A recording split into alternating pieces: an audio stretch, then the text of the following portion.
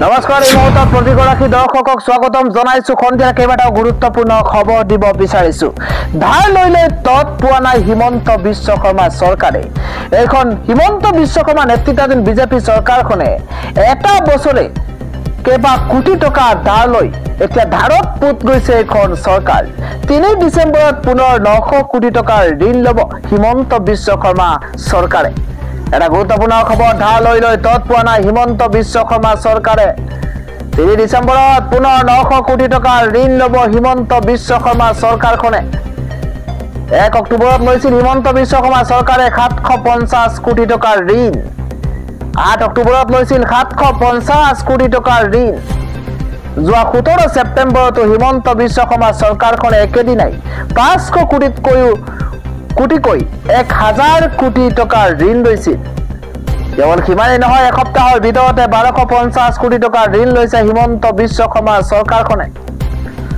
এটা মাহতে তিনিবাৰকৈ ঋণ লৈছিল হিমন্ত বিশ্ব শৰ্মা চৰকাৰে এটা গুৰুত্বপূৰ্ণ খবৰ ইয়াৰ পূৰ্বে যোৱা 3 আগষ্ট ইয়াৰ পূৰ্বেও যোৱা আগষ্ট মাহত 2000 কোটি টকাৰ ঋণ লৈছিল হিমন্ত বিশ্ব শৰ্মা চৰকাৰখনে 7 আগষ্টত 1000 কোটি টকাৰ ঋণ লোৱাৰ পাছতে 27 আগষ্টতো 1000 কোটি টকাৰ ঋণ লৈছিল হিমন্ত বিশ্ব শৰ্মা চৰকাৰে 1,57,000 কোটি টকা ধাৰ লোৱা হৈছে ৰাজ্য চৰকাৰ বিত্তীয় সংকটৰ জোৰা মাৰিবলৈ প্ৰত্যেক মাহে ঋণ লৈ আছে অসম চৰকাৰে ঋণ লোৱাৰ ক্ষেত্ৰত অভিলেখ ৰচিছে হিমন্ত বিশ্ব শৰ্মা চৰকাৰে বিগত বিত্তীয় বৰ্ষত হিমন্ত বিশ্ব শৰ্মা চৰকাৰে 20,000 কোটি টকাৰ ঋণ লৈছিল চলিত বিত্তীয় বৰ্ষৰ 6টা মাহতেই হিমন্ত বিশ্ব শৰ্মা চৰকাৰে এই পৰ্যন্ত ললে প্ৰায় 7,000 কোটি টকা চলিত বিত্তীয় বৰ্ষৰ 4 এপ্ৰিলত লৈছিল 1000 কোটি টকা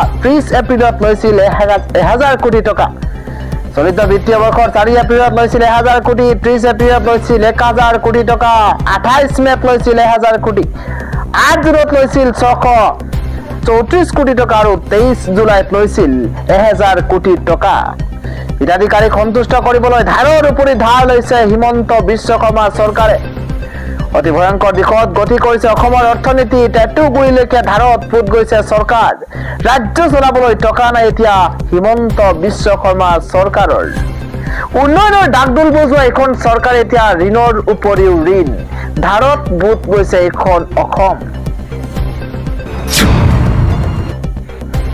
পৰৱৰ্তী গুৰুত্বপূৰ্ণ খবৰ হৈছে আৰম্ভ হৈছে হিমন্ত বিশ্ব শৰ্মাৰ পতনৰ সময় ধুৱলি কুঁৱলী দেখা পাব এতিয়া হিমন্ত বিশ্ব শৰ্মাই মন্তব্য কৰিছে ৰকিবুল হুছেইনৰ তৰফৰ পৰা কি মন্তব্য কৰা হৈছে জনোৱাৰ চেষ্টা কৰিছো এটা বিশেষ খবৰ আৰম্ভ হৈছে হিমন্ত বিশ্ব শৰ্মাৰ পতনৰ সময় ধুৱলি কুঁৱলী দেখা পাব এতিয়া হিমন্ত বিশ্ব শৰ্মাই মুখ্যমন্ত্ৰী এতিয়া মিয়াৰ পাল্লাত পৰিছে মিয়া এতিয়া ধুৱলি কুঁৱলী দেখুৱাব হিমন্ত বিশ্ব শৰ্মাক এতিয়া মিয়াৰ প্ৰয়োজন হৈছে তাৰ মানে আৰম্ভ হৈছে হিমন্ত বিশ্ব শৰ্মাৰ পতন পূৰ্বতে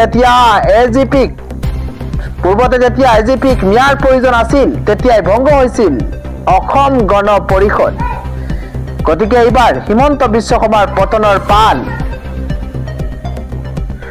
পৰৱৰ্তী ব্ৰেকিং নিউজ বাংলাদেশৰ হিন্দু সুৰক্ষা দিয়ক হিন্দু বিৰোধী মৌলবাদী শক্তি শেষ হোক চিন্ময় প্ৰভুক মৃত্যু দিয়ক ইত্যাদি শ্লোগানেৰে গুৱাহাটীস্থিত বাংলাদেশ উচ্চায়ুক্তৰ কাৰ্যালয় ঘেৰাও কৰিছে আজি 2 শতাধিক প্ৰতিবাদকাৰীয়ে ৰংপুৰ আৰু চট্টগ্ৰামক লৈ সুকীয়া হিন্দু ৰাষ্ট্ৰ ঘোষণা কৰাৰ দাবী প্ৰতিবাদকাৰীৰ সন্ধিয়াৰ পৰৱৰ্তী ডাঙৰ খবৰ হৈছে এইবাৰ মুছলমানৰ পক্ষত দেশৰ সৰ্বোচ্চ ন্যায়ালয় চলাব নোৱাৰিব মছজিদত জৰীপ বিগ ব্ৰেকিং নিউজ ডাঙৰ খবৰ মুছলমানৰ পক্ষত সৰ্বোচ্চ ন্যায়ালয় চলাব নোৱাৰিব এতিয়াৰ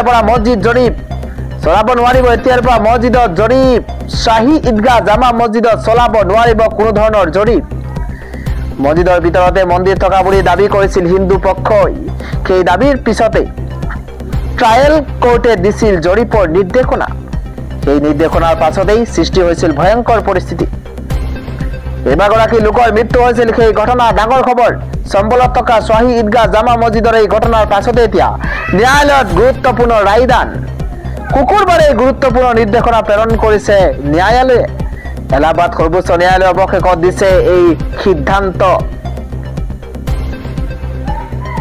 আন এটা খবৰ হৈছে PM কিষাণৰ হিতাধিকাৰীলৈ জৰুৰী খবৰ আহি পৰিছে। PM কিষাণ যোজনাৰ হিতাধিকাৰীৰ বাবে ডাঙৰ খবৰ, জৰুৰী খবৰ। 19 নম্বৰ কিস্তি ধন লাভ কৰিবলৈ হলে আপুনি কেইবাটা কাম কৰিব লাগিব। হিতাধিকাৰীসকলৰ বাবে কি কৰিবলগীয়া কাম আছে আমি জনোৱাৰ চেষ্টা কৰিছো। জানুৱাৰী মাহত হিতাধিকাৰীয়ে লাভ কৰিব 19 নম্বৰ কিস্তিৰ ধন। আঁচনিৰ সুবিধা লবলৈ কৃষকে eKYC সম্পূৰ্ণ কৰাটো প্ৰয়োজনীয়। ডিসেম্বৰ মাহতে eKYC সম্পূৰ্ণ নকৰিলে নাপাব 19 নম্বৰ কিস্তিৰ ধন। নিকটৱৰ্তী CSC চেণ্টাৰত অনলাইন যোগে কৰিব পাৰিব eKYC। eKYCৰ বাবে প্ৰয়োজন হ'ব আধাৰ কাৰ্ড আৰু বায়োমেট্ৰিকৰ। আধাৰৰ লগতে হিতাধিকাৰীৰ থাকিব লাগিব মোবাইল নম্বৰ। PM কিষাণৰ অফিচিয়েল ৱেবছাইট pmkisan.gov.in ত লাভ কৰিব অধিক তথ্য। PM কিষাণৰ সন্মান নিধি যোজনাৰ অধীনত বছৰি 6,000 PM কিষাণৰ সন্মান নিধি যোজনাৰ অধীনত বছৰি 6,000 টকা দিয়ে চৰকাৰখনে। PM কিষাণ যোজনাৰ হিতাধিকাৰীৰ বাবে এটা জৰুৰী খবৰ। আন এটা ব্ৰেকিং নিউজ হৈছে মুছলমান সমাজক তীব্ৰ প্ৰতাৰণা কৰিছে ৱাকফ বোৰ্ডলৈ 10 কোটি টকা নিদিয়ে মহাৰাষ্ট্ৰৰ নতুন চৰকাৰে। বিগ ব্ৰেকিং নিউজ, ডাঙৰ খবৰ এই মুহূৰ্তত জনোৱাৰ চেষ্টা কৰিছো। বৃহত্তৰ মুছলমান সমাজক প্ৰতাৰণা মহাৰাষ্ট্ৰৰ নতুন চৰকাৰৰ। মহাৰাষ্ট্ৰৰ ৱাকফ বোৰ্ডলৈ 10 কোটি টকা মুকলি কৰি দিয়াৰ নিৰ্দেশ প্ৰত্যাহাৰ।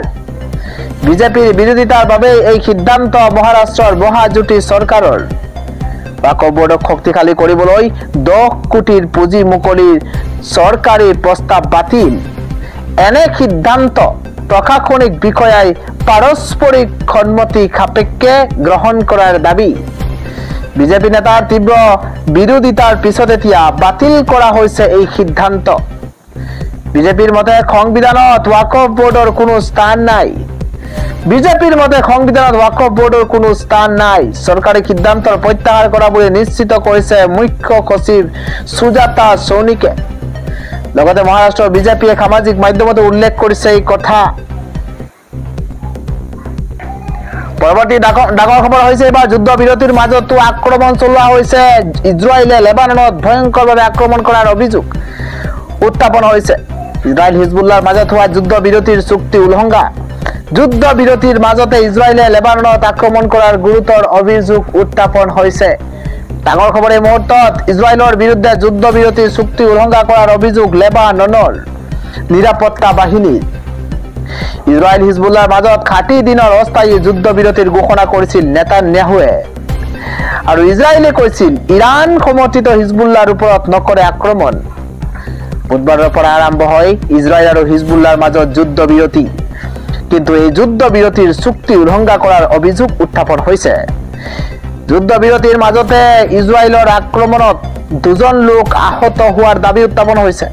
দক্ষিণ লেবাননৰ আল বিচাৰিয়াৰ মেয়ৰ নাজি ইদে উত্থাপন কৰিছে এই অভিযোগ। ইজৰাইল হিজবুল্লাৰ মাজত হোৱা যুদ্ধ বিৰতিৰ চুক্তি উলংঘা